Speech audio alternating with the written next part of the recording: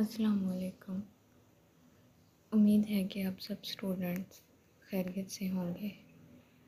آج ہماری ویڈیو کا جو موضوع ہے وہ ہے مولانا الطاف حسین حالی کی نظم مدوجزر اسلام، ان کے مسدس حالی کے کچھ اہم نکات کہ انہوں نے اس کا آغاز کس انداز میں کیا اور اس میں کیا کیا باتیں جو ہیں وہ انہوں نے بیان کی ہیں، کس کس صورت حال کو انہوں نے باریکی کے ساتھ اس میں شامل کیا گیا ہے۔ مولانا الطاف حسین حالی اردو کے معروف مصنف اور شاعر تھے۔ مسدس حالی ان کی مشہور نظم ہے، اسے مدوجزر اسلام بھی کہتے ہیں۔ یہ نظم تحریک آزادی کے دور میں لکھی گئی۔ اس کا مقصد ہندوستانی قوم کو آزادی کے لیے بیدار کرنا اور اسلام کے ترقی یافتہ دور کی یاد تازہ کرنا تھا۔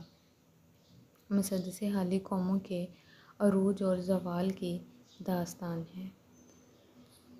درج ذیل سطور میں اس نظم کا خلاصہ اس کے اہم نکات کی صورت میں دیا گیا ہے۔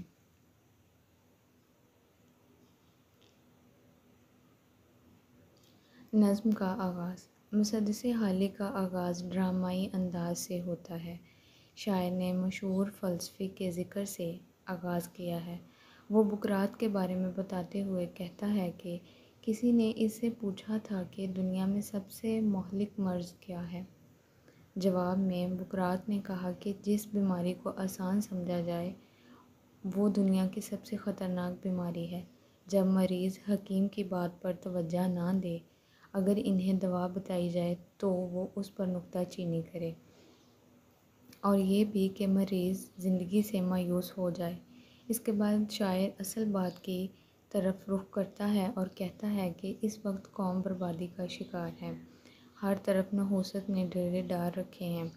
اس پر ستم یہ ہے کہ قوم غفلت کی نیند سوئی ہوئی ہے۔ اسے نہ اپنی حالت پر افسوس ہے، نہ اسے دوسری قوم کی ترقی پر رشک آتا ہے۔ قدیم عرب کی نقشہ کشی۔ یہاں پر مولانا الطاف حسین قدیم عرب کی آب و ہوا کے بارے میں بتا رہے ہیں کہ وہاں پر ماحول کیسا تھا۔ مولانا حالی نظم مسدس حالی میں کہتے ہیں کہ یہ وہ دین ہے جس نے دشمنوں کو دوستی سکھائی تھی، جس نے مذہب کے درندوں کو غمخوار کر دیا تھا، اسی نے خانہ بدوشوں کو بادشاہ بنا دیا تھا۔ شعر قدیم عرب کے بارے میں بتاتے ہوئے کہتے ہیں کہ وہاں کی آب و ہوا ایسی نہیں تھی کہ اس زمین پر کچھ پیدا ہوتا۔ وہاں دور دور تک سبزہ نہیں بھی تھا۔ لوگوں کی گزر اوقات بارش کے پانی پر تھی۔ وہ ایسی سرزمین تھی جہاں ہر وقت گرم آب و ہوا چلتی ہے۔ وہاں مصر کی طرح علوم الفنون نہیں تھے، نہ وہاں یونان جیسی ترقی تھی۔ لوگ تہمات کا شکار تھے۔ اب یہاں پر مولانا الطاف حسین حالی اسلام کی آمد سے پہلے کا جو عرب کا ماحول تھا اس کے بارے میں بتا رہے ہیں کہ وہاں پر کیسی رہن سہن تھی، کیسی آب و ہوا تھی، کیسی وہ تہمات پرستی میں گھرے ہوئے تھے۔ وہ بیٹیوں کو زندہ درگور کر دیا کرتے تھے۔ نیز اس وقت میں ان میں ہر قسم کی برائی جو تھی وہ پائی جاتی تھی۔ یہ وہ علاقہ تھا جہاں خدا کا پہلا گھر حضرت ابراہیم علیہ السلام نے تعمیر کیا تھا، لیکن وہاں بت پرستی نے رواج پا لیا تھا۔ ہر ایک قبیلے نے اپنا بت بنا رکھا تھا جس کی وہ پوجا کرتے تھے۔ اس وقت کے ادبی باشندے بہت وحشی عادات کے مالک تھے۔ اگر کہیں ایک دو افراد کی لڑائی ہو جاتی تو اس کی بنیاد پر سارے قبیلے آپس میں لڑنے لگتے۔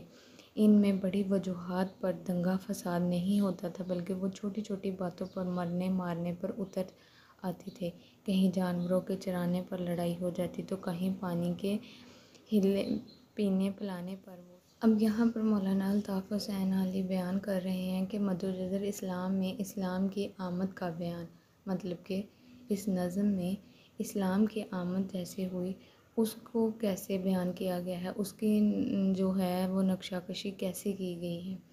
مولانا حالی عرب کی حالت پر بات کے بعد اسلام کے آغاز کی بات کرتے ہیں۔ وہ کہتے ہیں کہ عرب کی حالت زار پر خدا کی رحمت اچانک حرکت میں آتی ہے اور آمنہ کے گھر حضرت محمد صلی اللہ علیہ وآلہ وسلم پیدا ہوتے ہیں۔ وہ تمام انبیاء میں رحمت کے لقب کے حامل ہیں۔ انہوں نے غریبوں کی مرادیں پوری کی، عرب کے جنگ جو قبیلوں کو امن پسندی کا سبق دیا اور غار حرا سے قرآن لے کر آئے اور لوگوں کو سچ کا راستہ دکھایا۔ آپ نے لوگوں کو اسلام کی دعوت دی۔ انہوں نے اپنی تعلیمات سے عرب کی زمین کو جگا دیا۔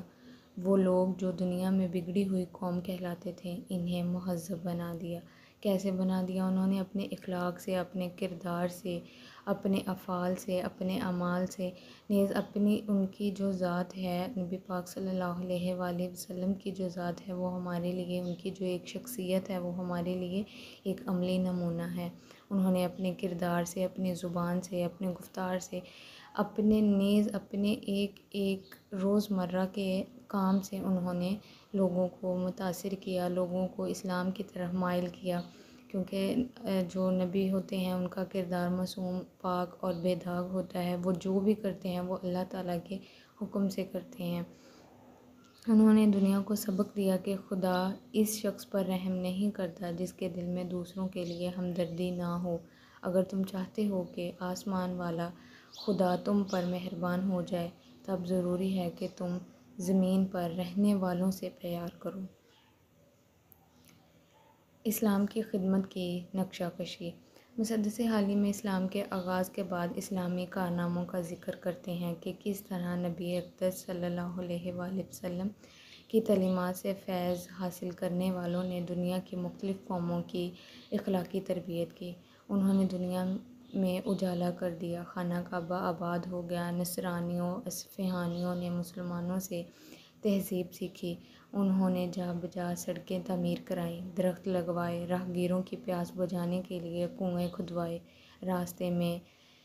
راستوں میں سرائے قائم کیے، جنہیں آج کل کے ماڈرن جو دور ہے اس میں ہوٹلز کہا جاتا ہے، ریسٹورانٹ کہا جاتا ہے، جہاں پہ لوگ جائیں اور رہیں، آرام کریں اور اپنے سفر کا آغاز آگے کریں۔ اسلام سے منہ موڑنے کا نتیجہ۔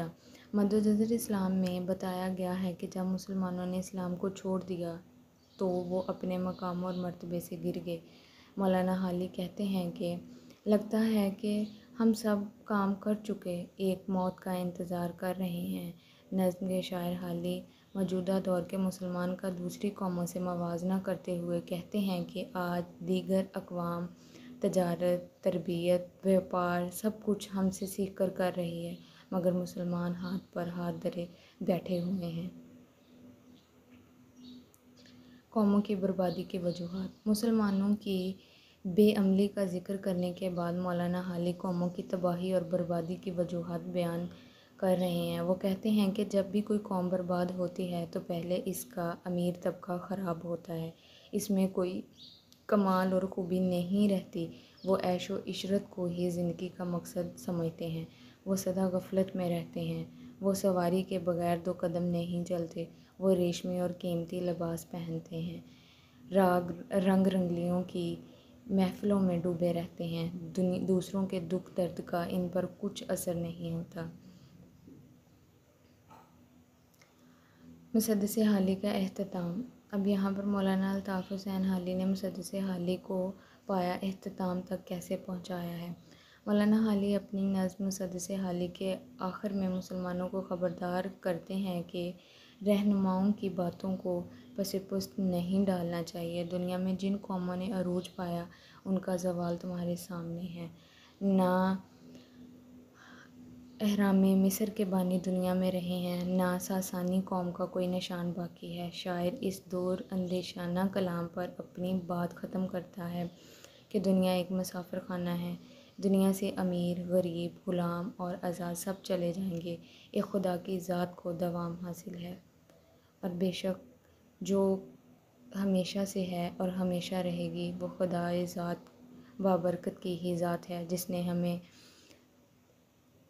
روح دی، سانس لینے کے لیے ہمیں درخت لگائے، ہوا دی، نیز ہم ہر چیز کے اس کے محتاج ہیں۔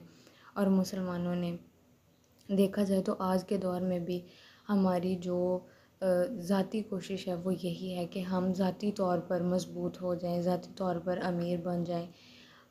ہمارے اندر وہ اسلام کے ہمارے اندر وہ جستجو، وہ جذبہ باقی نہیں رہا جس سے ہم اپنی قوم کو، اپنی تہذیب کو بہتر بنا سکیں اور اپنا کھویا ہوا مقام حاصل کر سکیں۔